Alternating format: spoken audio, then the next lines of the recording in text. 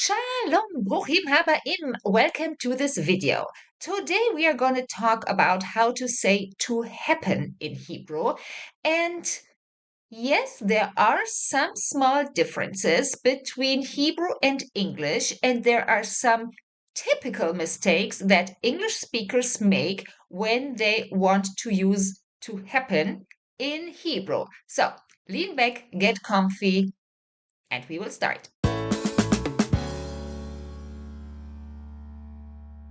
So here we are. This is the root for this video.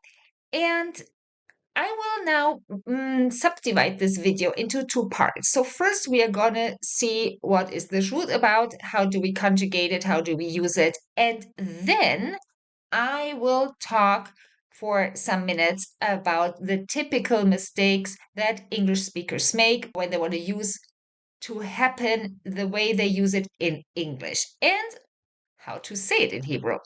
Okay, so this video here is the one where we actually saw in the last weeks Kuf Resh Hey for the first time. And if you have watched this video, in case you haven't, the link is below in the description. Then you might be able to tell me what is the infinitive in Pa'al for this root. We want to say to happen, to occur.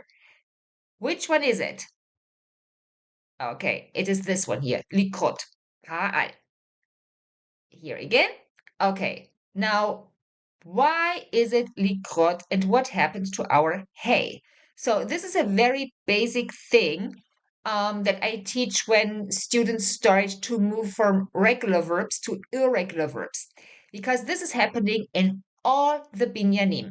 A root that ends on hey produces an infinitive that ends on ot all the time in every binyan. Okay, that was your first free takeaway without taking my big verb course. Okay, now let's have a look.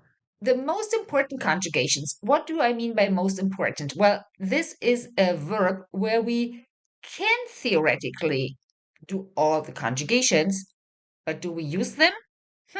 Different story. That is actually related to the second part, what English speakers do, what Hebrew speakers don't. Now, for the moment, we will focus on what we use, which is definitely the third person masculine singular. And we will now look at it in present tense, past tense, and future tense. So in present tense, it is kore, hu kore. In the past tense, it is kara. And in the future tense, it is yikre. So these are also some very basic patterns, and Hebrew is all about patterns that I have described in my book. So if you are new to Hebrew verbs, it might be good for you to start with a book. There are also drill sheets. This is not like my big verb course where I make you go in between binyanim and in full sentences. This is here the technical explanations. Oh, a verb ends on hey, and then we do this. This is in the book. Okay, also the link is in the description of this video. Now, for example, when you want to say, what's up? What's going on? Ma kore. Most of you know that. Ma kore. What's up? Then if you want to say, it happened yesterday. Ze kara etmol. Kara. Because we are in pa'al. And this will not happen. You can also say this, for example, when you go like, this is not going to happen. Don't even think it's not going to happen. That is the same not happening. Ze lo yikre. Ze lo yikre. This is the one. Now, when we look at these three sentences, these three examples, then we see it is all about it and this, and it's actually impersonal or unspecific, but it's also event related. And we used so far the masculine version, masculine singular, but there are moments where we either get more specific what we are talking about, or the event we are talking about does actually have the female gender, and in Hebrew we cannot keep saying it, which in English is the perfect fit all the time. This is when we have to adapt it. So gender and quantity, yes, here we do need the full conjugation in the present tense. Kore, you have already seen. For the female, it is koret, not kora, koret. And then we have korim, korot. So this here is not the same as korim, which is written with aleph and which means they read or they call. For example, when I say, my name is Ruth, korim li Ruth. This is not the same, okay? We are here without aleph. Okay, so a sentence like this. The phenomenon happens every summer. So the noun of the sentence is female, and then happens needs the female conjugation. So, תופעה זו קורית בכל קיץ. קורית. Present tense, female singular. Another example. We see the hand of God in the events that happen to us. I love it. רואים את יד השם באירועים שקורים לנו. Here we have present tense, plural, masculine. Okay. Another one. Problems happen all over the world. בעיות קורות בכל העולם. Present tense, female, plural. Okay, now we move on to the past tense. We have seen that this is קרה. קרה, קרתה, and קרו. Now here I simplified it. Why am I only talking about him and her and not about you and me? You see that? I'm not here into אנחנו or אתה, at, no. And this is the big difference. It's actually that in Hebrew, yes, technically you can happen. As I said, I explained this to you in the second part of this video. But the one that you need and that is used in modern Hebrew are actually male, female. This distinction, you are only in the third persons. So you have he, she, and them, so to speak. Okay? It makes sense altogether, so stay with me. If we say the result happened by itself, now we are here in female past tense, and this is why we are using קרתה. התוצאה קרתה מעצמה. Okay. Now, if we go to the future tense, the idea is the same. So the whole conjugation of לקרות is about the third persons. Singular, plural. So here again, we have seen that it is for him, it is הוא יקרה, and for her, it is היא תקרה. And then for the plurals, it is יקרו. Surprises will happen when surprises, a surprise is female, הפתעה, in plural, הפתעות, and then we come to הפתעות יקרו, קשה, whatever, okay, יקרו. So in the plural, we don't have any distinction between male and female.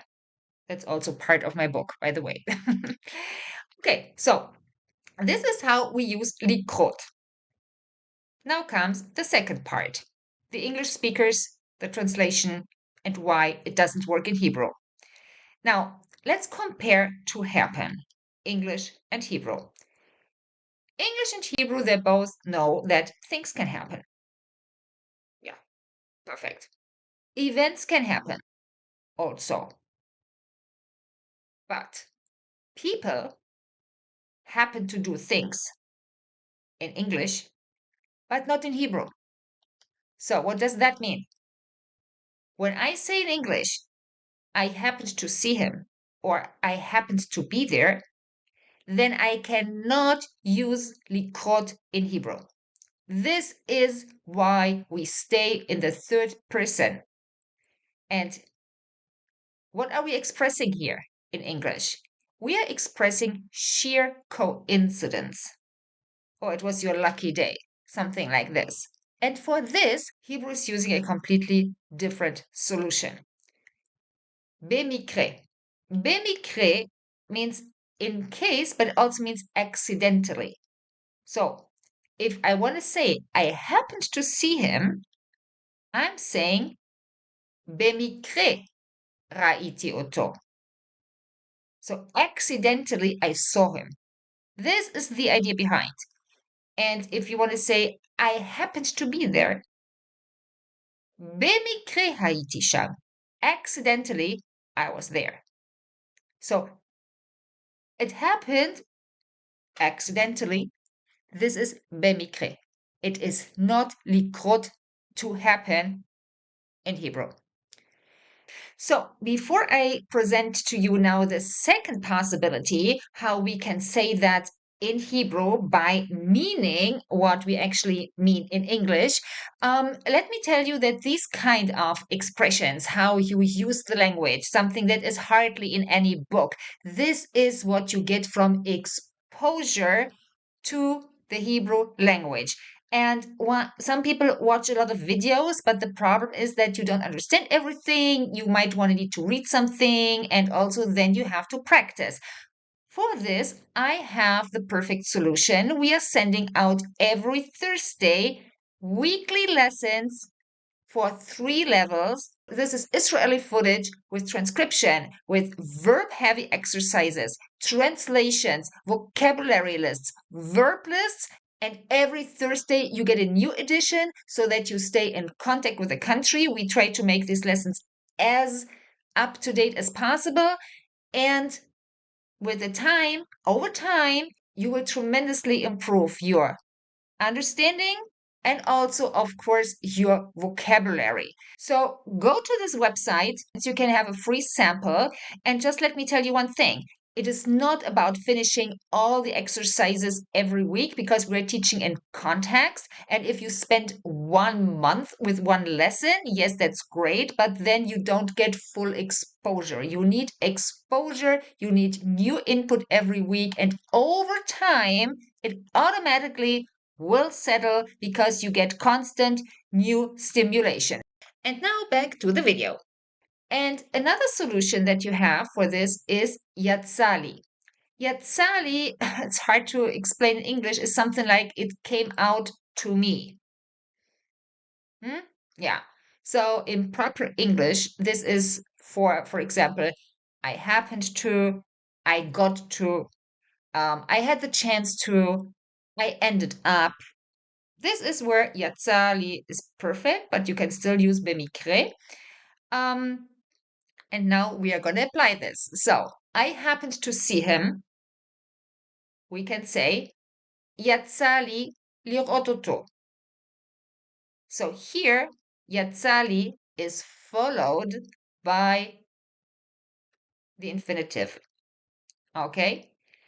And if you want to say I happened to be there, yatsali להיות שם. The same. Here we have an infinitive. So that was it. You can see for yourself. Download a free lesson. I am very happy you were here today. Thank you for watching these videos. Please give me a like. Please subscribe. And I hope I see you in the next lesson.